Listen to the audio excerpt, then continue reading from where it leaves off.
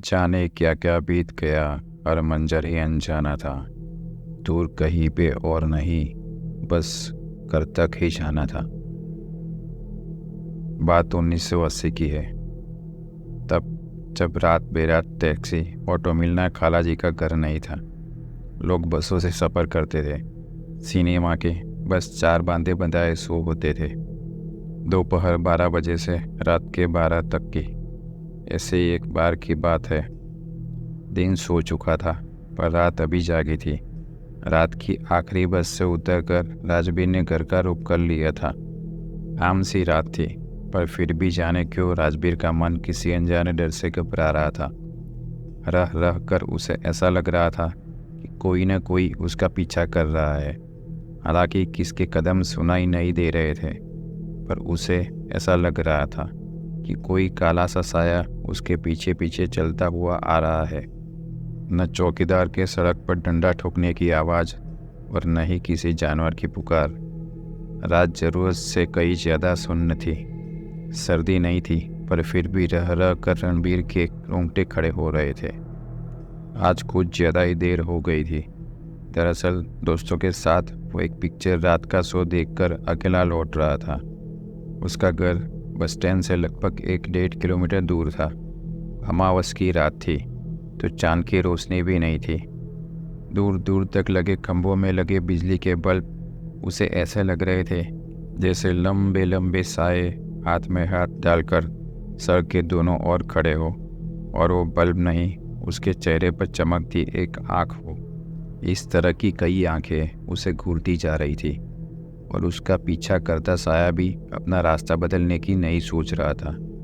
अपनी हिम्मत कर घड़ी देखी तो आधी रात के 12:50 हुए थे। उसने अपने कदम और तेज कर लिए।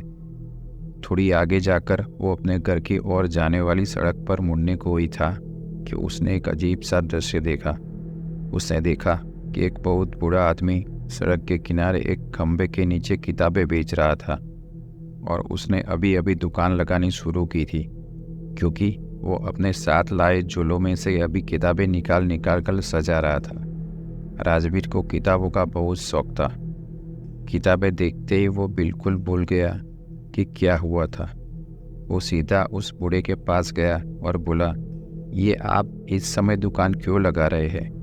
पहले तो बूढ़े ने कोई जवाब नहीं दिया, पर जब एक बार फिर राजवीर ने जोर से पूछा तो वो बोला, मेरा ग्राहक इस वक्त आता है, और वापस अपना काम करने में लग गया। राजवीर ने ध्यान दिया तो सारी की सारी किताबें भूतों, प्रेतों और चुड़ैलों और डायनों से वास्ता रखती थी। यहाँ वहाँ टटोल कर उसने एक किताब उठाई जिसका नाम था सुसाइड नोट। आप यहाँ रोज बैठते हो बाबा? राजवीर ने बूढ़े से पूछा तो वो बोला, जिंदगी के ठिकाने है तो मौत के भी है। जहाँ मुझे मौत इशारा करती है वही दुकान लगाता हूँ। मतलब कुछ समझ नहीं आया अंकल। बूढ़े ने कोई जवाब नहीं दिया। अच्छा, ये किताब कितने की है? जिंदगी देते हो तो मुफ्त में भी मिल सकती है, बूढ़े ने अजीब सा जवाब दिया। राजवीर ने उसकी बात की और ध्यान न देते हुए किताब खोली तो उसमें कीमत लिखी थी 2 पैसे। जाने कौन से जमाने की किताब बेच रहा था ये बूढ़ा। राजवीर ने जेब से 20 पैसे निकाले और बोला, इतने ठीक है? 2 पैसे तो मिलने मुश्किल है। बूढ़ा बोला, ले जाओ ले जाओ, अब तो तुम हमारे कस्टमर बन गए हो हमेशा के लिए। हंसते हुए राजवीर की नज़र एक बार फिर किताबों की ओर गई तो वो हैरान रह गया। हर किताब पर अलग अलग अजीब सा बद्दा डरावना चेहरा बना था, पर हर किताब का टाइटल एक ही था, सुसाइड नोट। शक पकाया सा राजवीर घर की ओर चल पड़ा।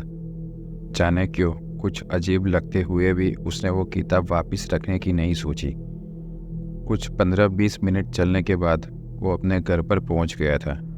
राजवीर इस शहर में पढ़ाई कर रहा था, पर अच्छे परिवार से होने के कारण उसके माता पिता ने उसे एक कोठी का एक अच्छा बड़ा फ्लोर किराए पर लेकर दिया हुआ था। राजवीर ने घर पहुंचते ही चैन की सांस ली, फैन ऑन किया, कपड़े बदले और हाथ मुंह धोकर सीधा अविलाई किताब लेकर अपने बिस्तर पर कूद पड़ा। घर पहुंचकर उसे बहुत सुकून सा मिल रहा था। बहुत अच्छा लग रहा था। खिड़की पर लगे पर्दे पंखे की हवा से हल्का हल्का लहरा रहे थे। घर आकर कुछ देर लेटने के बाद उसे हल्की हल्की ठंडक सी महसूस हो रही थी। उसने पैरों के पास रखी चादर खोली, कढ़ाई वाले तकिए पर अपना सर रखा और चादर ओढ़कर किताब को ध्यान से देखने लगा। अजीब सा कवर था किताब का। एक पल को तो उसे ऐसा लगा कि कवर पर बना चेहरा बिल्कुल असली है। उसे ऐसा लगा जैसे उस चेहरे की आंखों की पुतलियां हिल रही है और लगातार उसे घूर रही है। उसने किताब के कवर को थोड़ा बहुत घुमाया तो उसे लगा कि कवर में बना चेहरा भी कवर के साथ साथ घूम गया है। पर कैसे भी घूमे, कवर पर बने उस आदमी की आंखें जैसे उसी पर गड़ी है।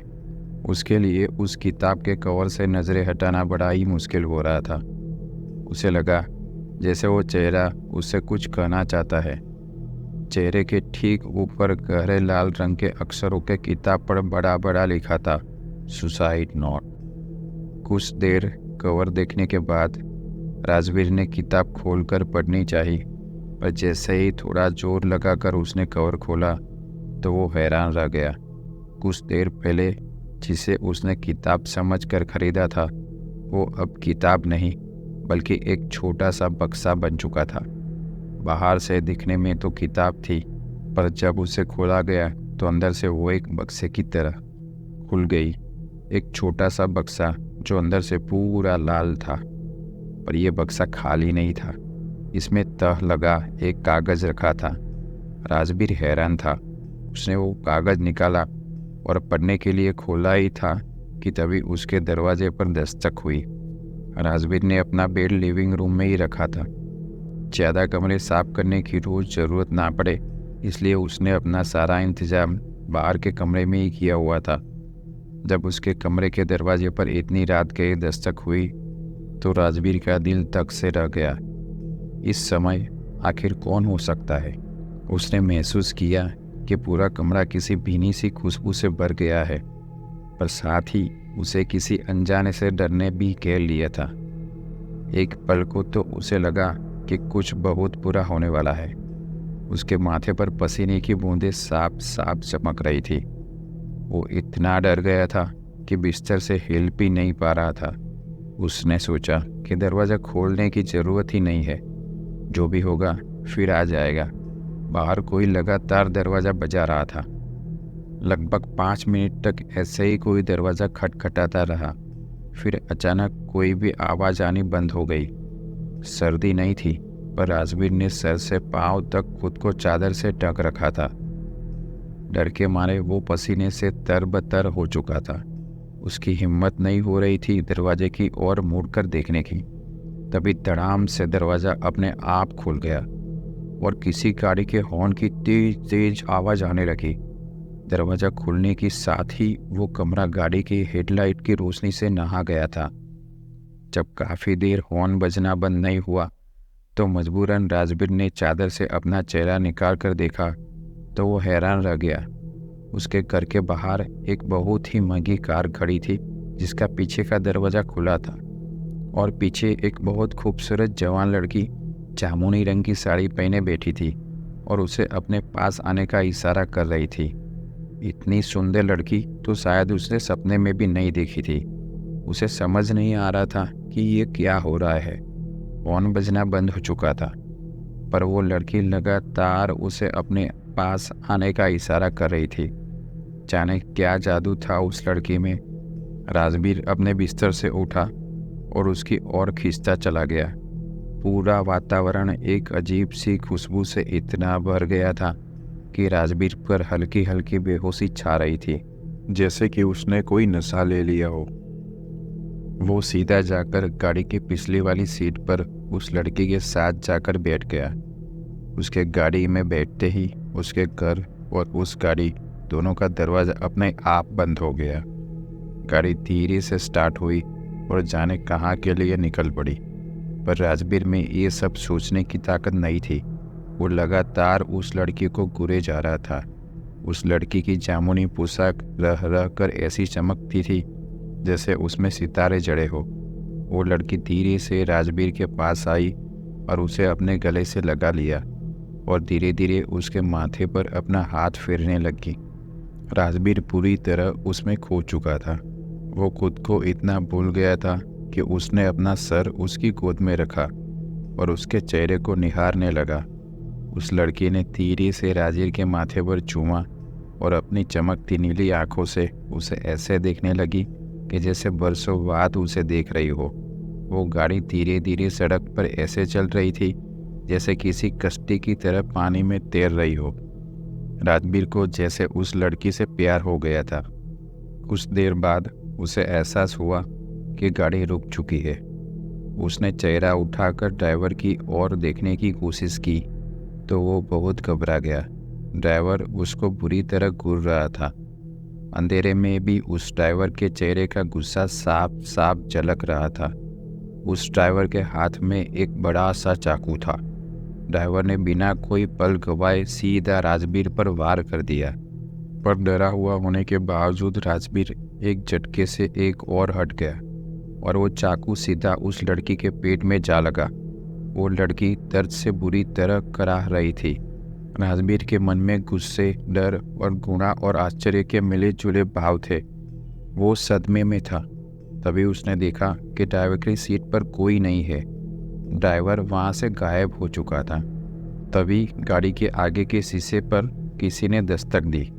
उसने देखा तो बाहर एक पुलिस वाला खड़ा था और अपने डंडे से गाड़ी का शीशा खटखटा रहा था।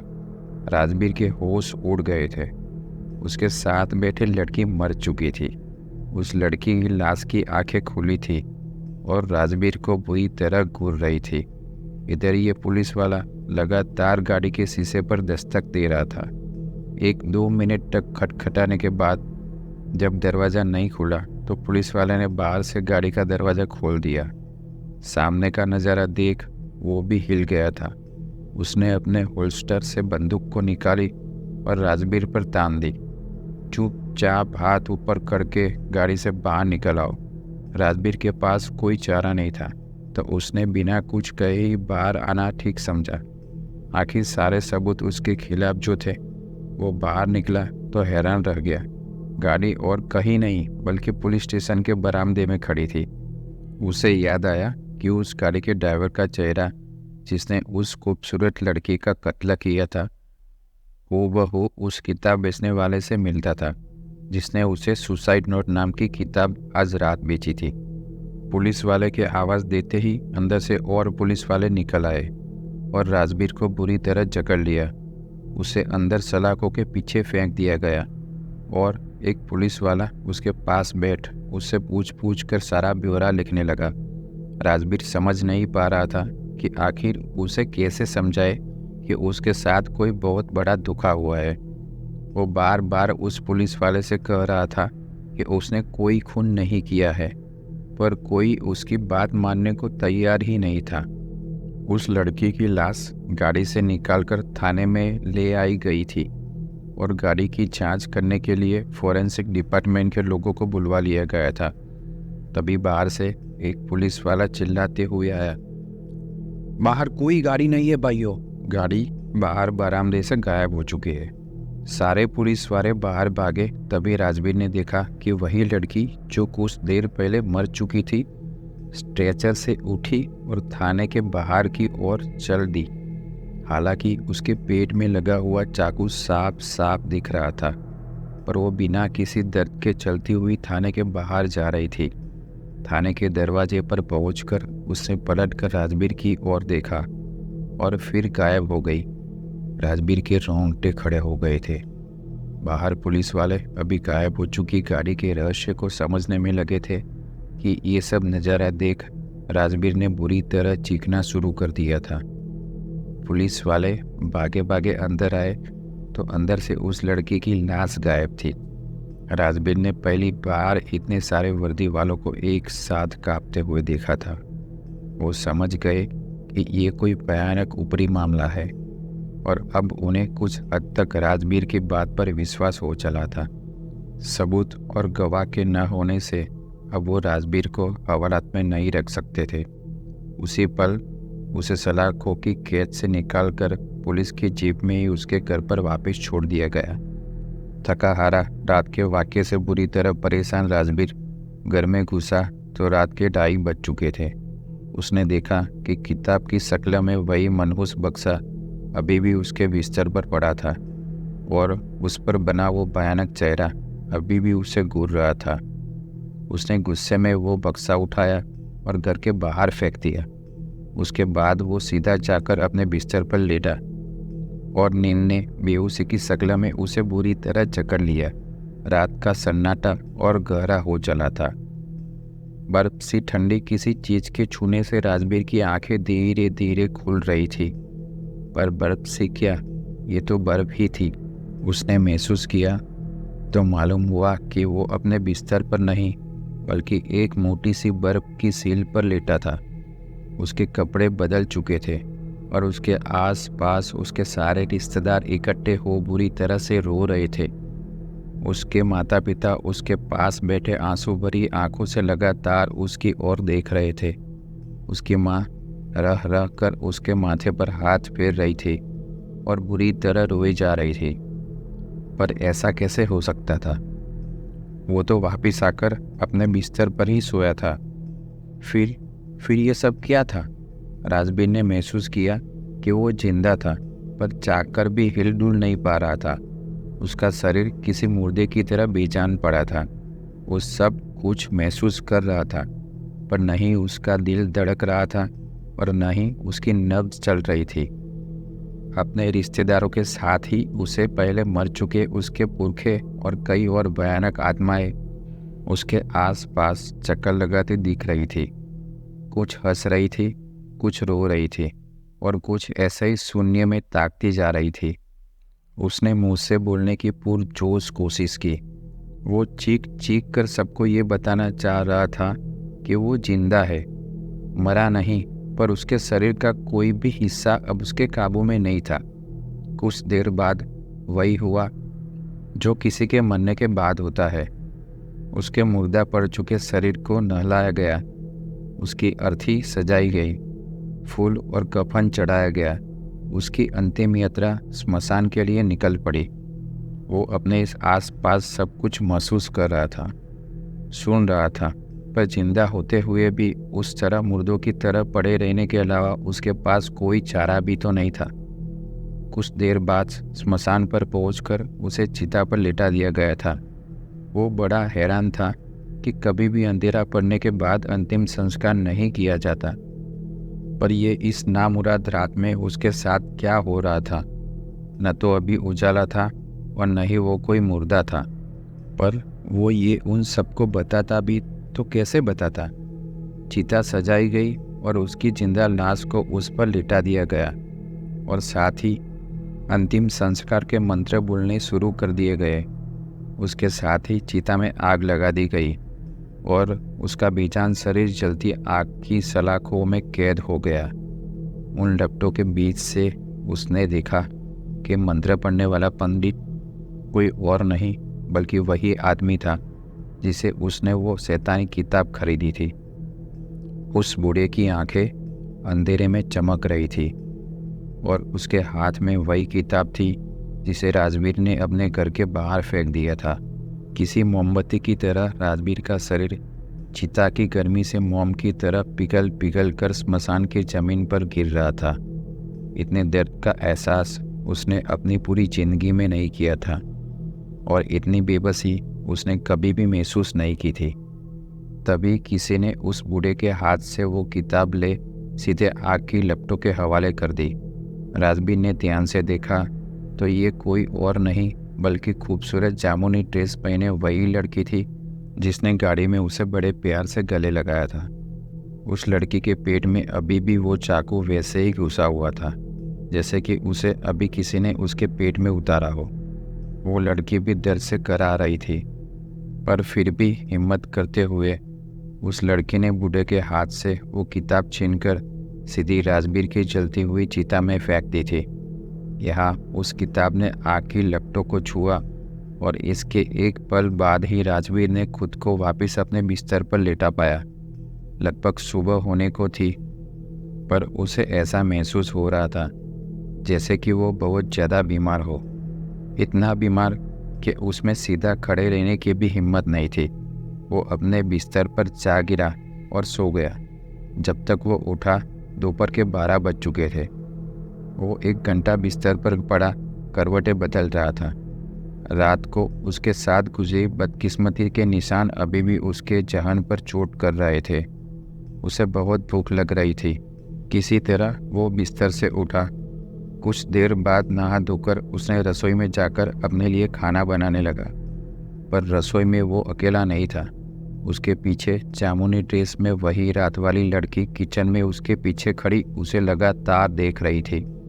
राजवीर को प्यार भरी आंखों से देखती वो लड़की धीरे से उसके पास आई और बोली, वो बूढ़ा कोई और आम किताब बेचने वाला नहीं बल्कि एक भटका हुआ प्रेत है जो जिंदा शरीर से आत्माएं निकालकर उन्हें तरह तरह से परेशान करता है। न तो वो खुद खुश है और न ही उसके सामने आने वाला कोई और खुश रह पाता है। मुझे वो बरसों पहले मार चुका है और मेरा इस्तेमाल तुम्हारे जैसे आम लोगों को फंसाने में करता है। मैं मरने के बाद भी उससे इतना डरती हूँ कि उसकी बात को टाल नहीं पाती। उस बूढ़े प्रेत का हुक्म है, इसलिए मेरे साथ आओ, मुझे तुम्हें कुछ दिखाना है।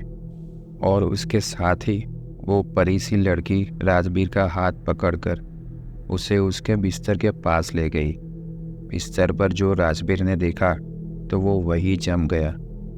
बिस्तर पर राजवीर की लाश पड़ी थी। उसकी लाश के साथ ही वही मनहूस किताब रखी थी जो अब कोई डिब्बा नहीं थी बल्कि किताब बन चुकी थी। वो लड़की जो खुद एक भटकती आत्मा थी वो आगे बढ़ी और वो किताब खोलकर राजवीर को दिखाने लगी। उसमें रात भर जो जो राजवीर के साथ गुजरा था बिल्कुल वही सब लिखा था। और आखिरी पेज पर लिखा था, मैं राजवीर अपनी मर्जी से, अपनी जिंदगी से और भयानक सपनों से तंग आकर आत्महत्या कर रहा हूँ। दस्तखत राजवीर। राजवीर रात गए अपने सपने में ही मर चुका था। तो दोस्तों, कैसी लगी आपको ये कहानी कमेंट में ज़रूर बताएं। धन्यवाद। और हाँ, फॉलो करना मत भूलना।